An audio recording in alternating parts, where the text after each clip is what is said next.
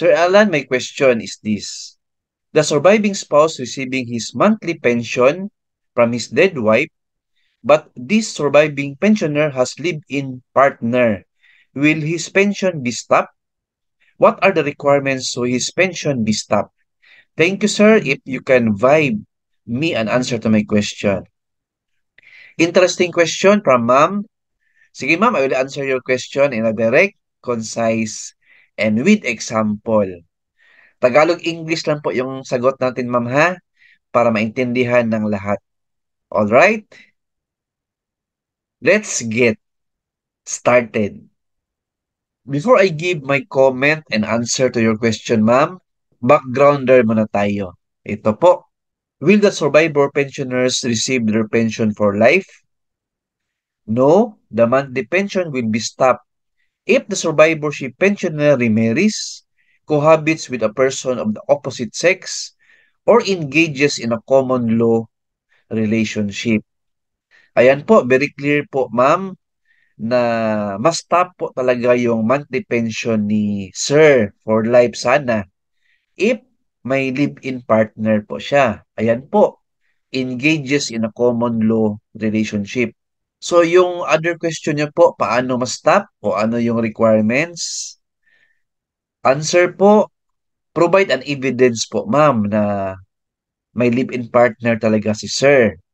So yan po ang ipakita natin sa GSIS if you are a concerned citizen. Right?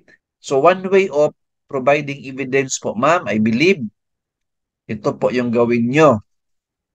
File a complaint sa barangay po na malapit sa area ninyo kung saan si sir.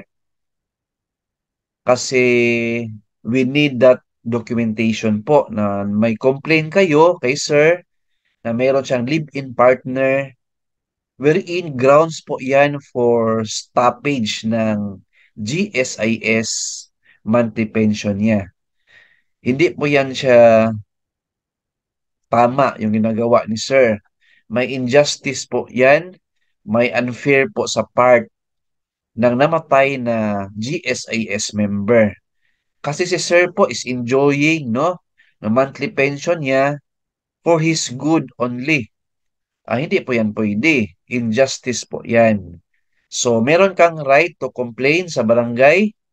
So, kung ano yung record ni barangay, ma'am, after that hearing, yan po ang ipakita nyo as evidence sa GSIS para ma-stop po yung monthly pension niya as GSIS survivorship pensioner. Right?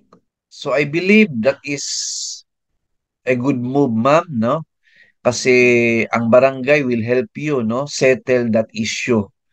Maganda yan, ma'am, kung sa barangay kayo mag-usap kasi para legal po yung action ninyo. At the same time, si sir, meron siyang right to explain also sa side niya. Kung totoo man yan na may live-in partner siya or wala. Kung meron man, at least na explain niya yung side niya with the presence of barangay officials, right? So yan po ang gawin niyo, ma'am. Good luck. And thank you for asking that question. Keep watching my YouTube channel. Hope nang sagot ko yung question niyo, ma'am. Please like, share this video, and subscribe my YouTube channel. Thank you. God bless. And 2 thumbs up.